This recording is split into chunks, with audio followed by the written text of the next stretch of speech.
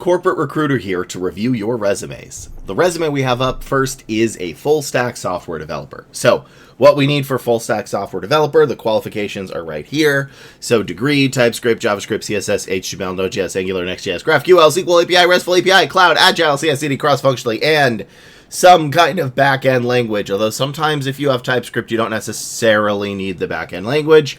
And bonus points for architecture, extra language, Git, and DevOps. So this person, I don't know their ratio, which is how many applications it takes to get an interview. That is a good way for you to tell if your resume is good or bad. A 1 in 50 is fine. It's average. It's like a C-. It passes but barely, but it does pass. So, can I find what I need in this resume in 20 seconds? Because this is the recruiter scan, and this is what every recruiter actually does, is they look at these resumes for about 10 to 20 seconds and then decide if they need to continue. So let's see if I can find it in 20 seconds and go. Okay, degree, good. Design and build AI tutoring application. This is okay. Why did you write it like this? This is hard to read. Built interactive learning tools using tutor components. This is, where's, okay. Design and implement RESTful API endpoints and server endpoints.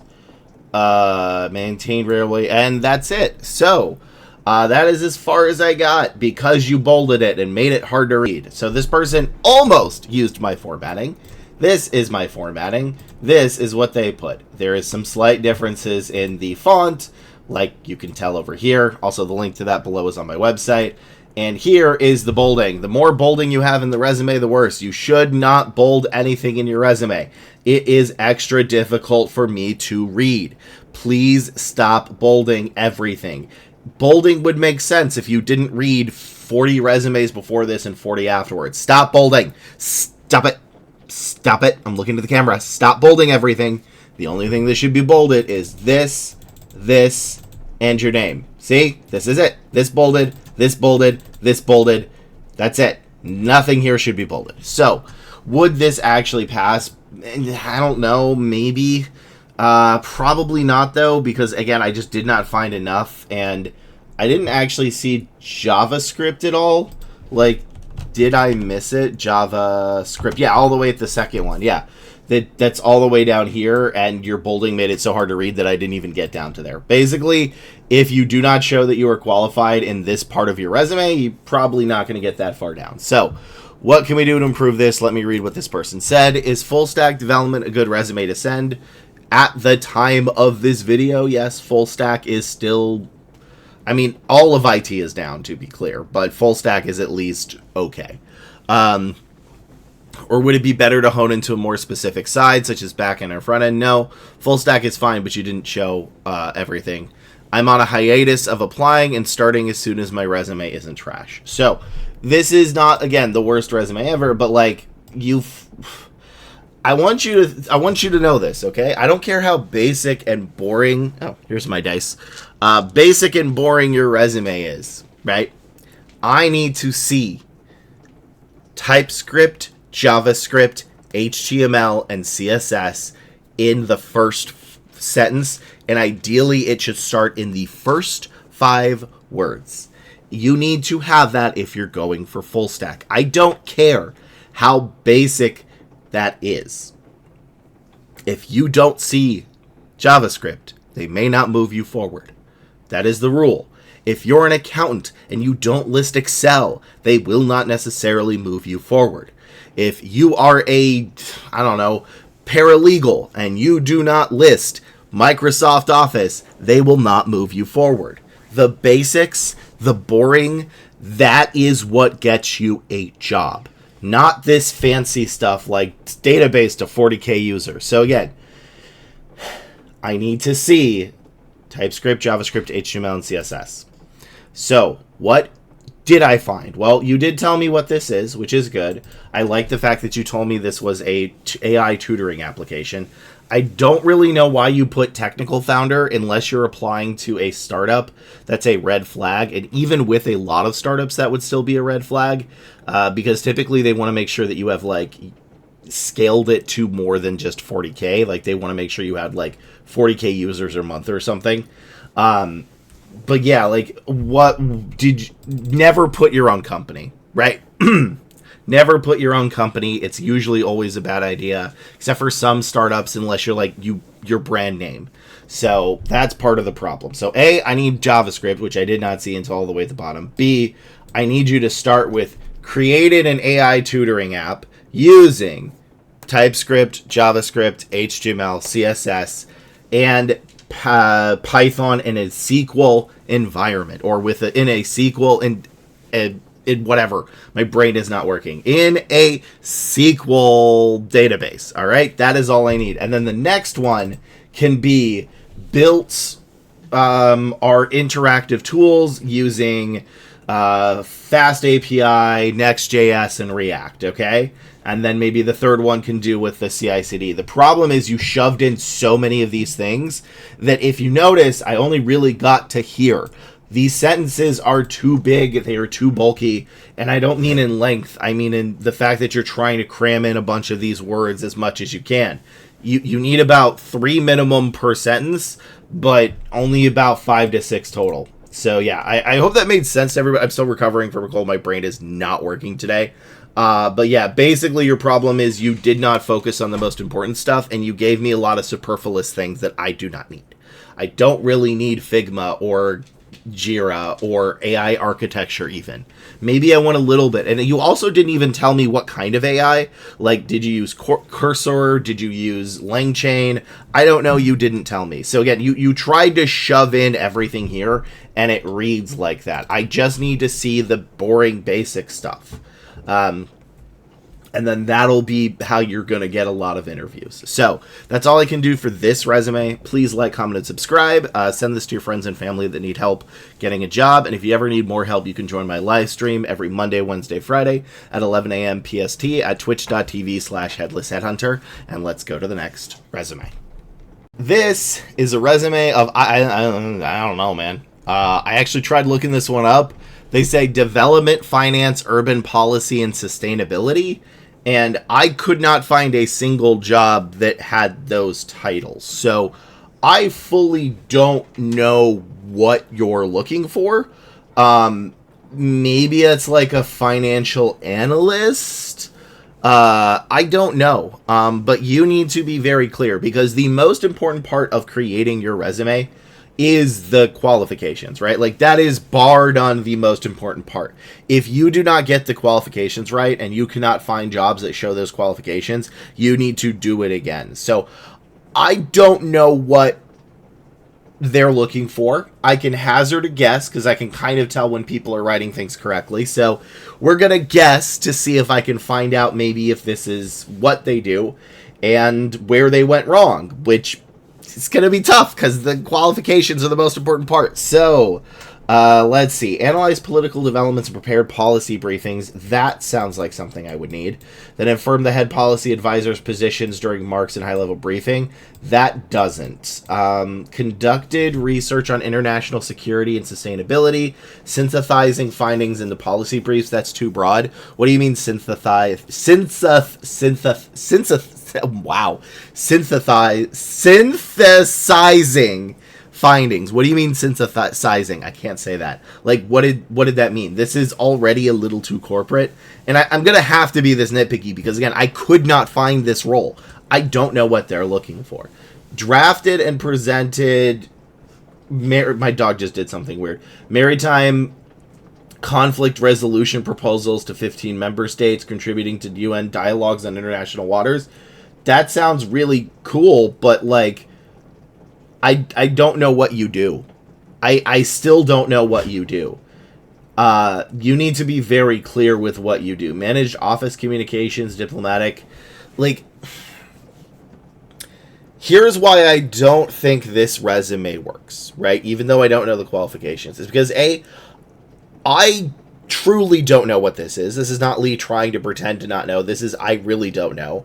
And if this was a financial analyst, this wouldn't pass. I've reviewed political stuff before, and while I do think they would like informed head policy advisors and resolution proposals to member states and research, the rest of it isn't. So I'm going to hazard a guess that based on this resume, you don't have enough of the qualifications that are shown. Because if I wanted to see managed office communications, I want to see what you used, right? Was it Excel, Word, PDF, that kind of stuff? If you analyze political development and policy briefings, I would want to know what those briefings were, because a lot of these roles for like these policy things, they want you to care about the subject, and I don't know what subject you were on. And then conducted research on international security and sustainability development issues, synthesizing them into policy briefs. I would want to know what was the point of synthesizing them. What were those briefs going to do? Did they have any success? So based on the fact that I have no idea what you're actually applying to, which it sounds insane, I'm going to say you don't meet the qualifications based on the way you wrote this resume. So fix those very nebulous issues, but first, make sure you can find jobs, because it doesn't matter how great your resume is if there's no jobs for it. You need to make sure that you get the right job title, and if you cannot find enough of them to create a list of your own qualifications, then you are going to be in trouble. Next resume. This is a resume of a mechanical aerospace engineering intern. So, mechanical engineer in aerospace intern. For interns, unless you're a master's or PhD level interns, and even sometimes then, you really only want 4 things, right? Like, seriously, it's always ever going to be 4 things. I don't think I've ever seen an internship that did not ask for these 4 things unless that it was a master's or PhD level. And that is your education. They want to make sure you're still enrolled in college. A basic knowledge of and what is going to be the individual industry and tools of the trade. So in this case, for mechanical engineering intern, it would be SolidWorks, CAD, documents, the industry of the industry, in which case this would be like aerospace, what you work on, so like engines or plane wheels or the planes, and Microsoft Office and Reddit 3D. I actually find it really funny that almost everybody in my family is an engineer of some kind, except for my father and me. My uncle is a very, very great engineer. So is his son. My grandfather created the very prototype for the heat shield. My other grandfather was some kind of engineer, I think, for the military. My grandmother was an architect, and me and my father did not get any of those engineering genes. So I have been dealing with engineers most of my life, even if it is not necessarily in the computer ones. So those are the things you want. Ability to work well with others you also need, and takes direction and criticism. This person is in my chat, and they told me this is their old version of the resume. Their newer, slightly better version got a couple of more interests, but this person has already changed this, but let's just see if I can catch some stuff they missed. So, 20 seconds to find that stuff. Can I do it? And go. All right. Good. Bad formatting. Don't care about this. Can't use anything here. Optimize liquid rocket engine. Okay, that's actually good. Using Siemens, maybe. And adds mechanical, increasing plumbing accessibility. Nope, bad. Delivered critical aerospace performance data to the flight team. Collecting 2D CFD, too technical. Validated thermostat Von closed, again, too technical. Developed a 3D. Okay, and time. I didn't even get to this. So, I actually do want to ask a question. Normally, if you're in chat, I don't talk to you until after I review your resume for this to make sure it's accurate, but are you going for like a PLC role? Because that's kind of interesting, because the Siemens NX and the Siemens is usually going to be some type of PLC control or systems control, and it's not as normally needed in a regular mechanical engineering one, but there are some places you would want it. So maybe you are, which I can find out after. But yeah, this does not work, and this was not working, but let me read what your old note was, which I don't have. So, yeah, this was not working, essentially. It got you 0 interviews. That is what you previously told me. And here's what we need to do. So, first off, use this formatting. I'll try not to harp too much about formatting, because everything about this formatting is wrong. But one thing I do want is try to fit this into one line. You can keep these. So this entire thing right here should be, if possible, 2 lines maximum. Then coursework needs to be deleted, skills need to be deleted, and I think it's actually funny and kind of sad that you got these correct. These are mostly what I would need for an industry of mechanical engineer. So this stuff needs to be here. And then we get down to here, and I actually almost like your first sentence. So I don't like optimize because that's too broad. But I do like that you told me that it was a liquid rocket engine mount design.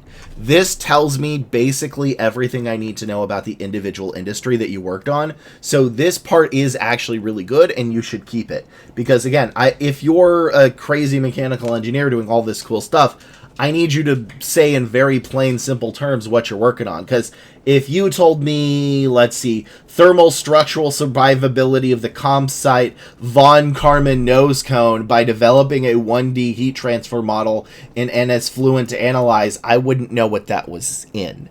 But the fact that you just said liquid rocket engine mount, cool, that actually is very easily to understand. So good. Then we get down here. Again, we don't want these percentages. MATLAB is fine.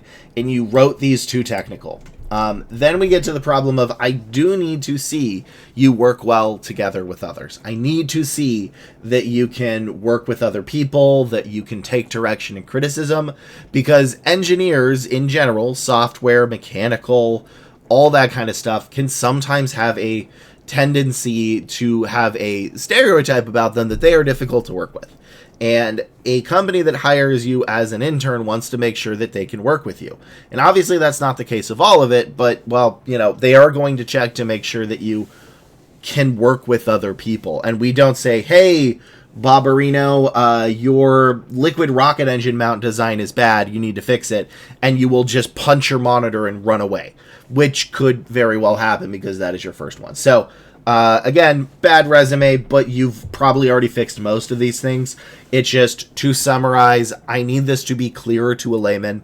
I need your skills to be in the things I've highlighted, and I need you to show me essentially how you worked well together with other people.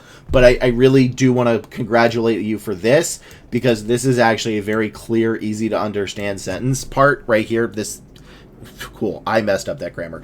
This is very easy to understand for a layman, and this way the person who is reviewing your resume knows you are in the right part of the industry, which a lot of mechanical engineers don't do. So I will probably now help you out a lot in chat, but for everybody else, next resume. This is a resume of, I don't know. They said graphics designer, also game dev, and man, the problem with that is those are two separate jobs. Like, a graphics designer is going to be focusing on different parts of a video game than the game developer themselves. They may do some of each other's parts, but they're going to be different. So this is, and probably I need to update it, what I'm looking for in a game dev, which, woof, that industry is rough right now. Excuse me, that industry is real rough. So I'm assuming this is mainly just game dev.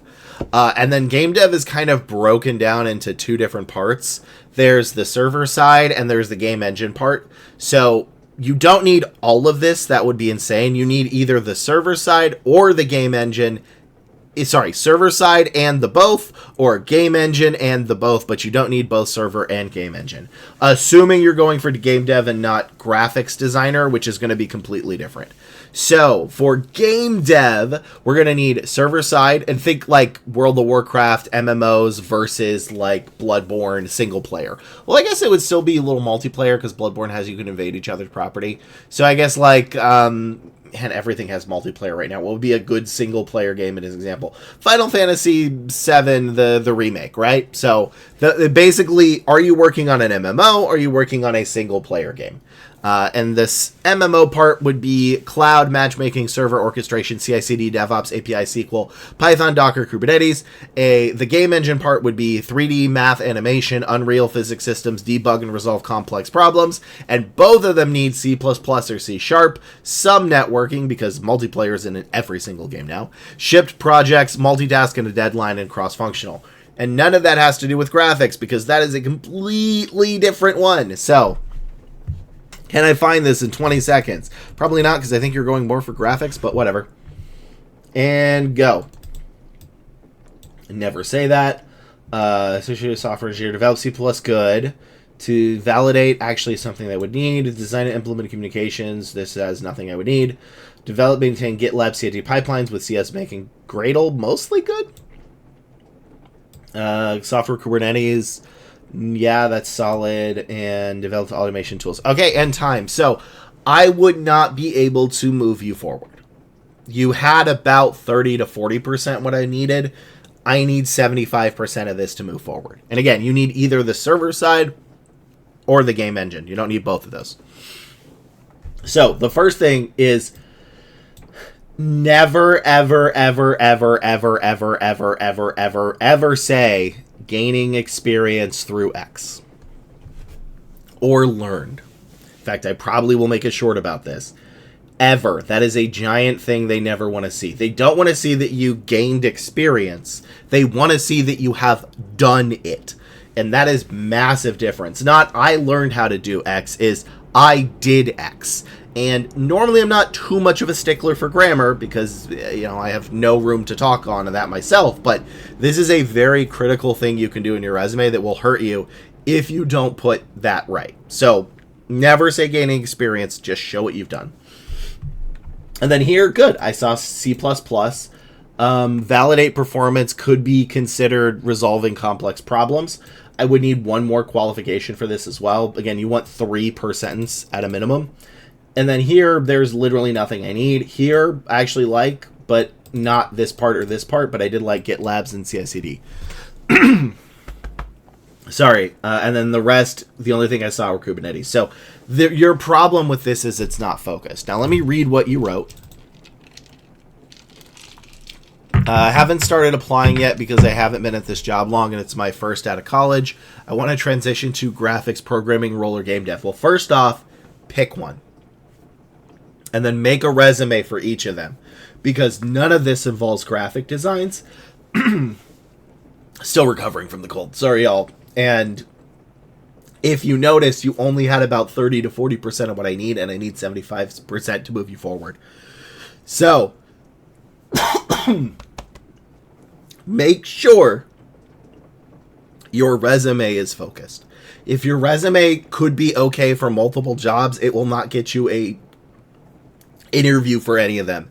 Your resume needs to be tailored to the job title itself, not a couple of job titles. Next, resume. This is a resume for an ASIC intern. I've never heard of that before today. And honestly, I had trouble looking this up. I had to dig deep to even find a few of these.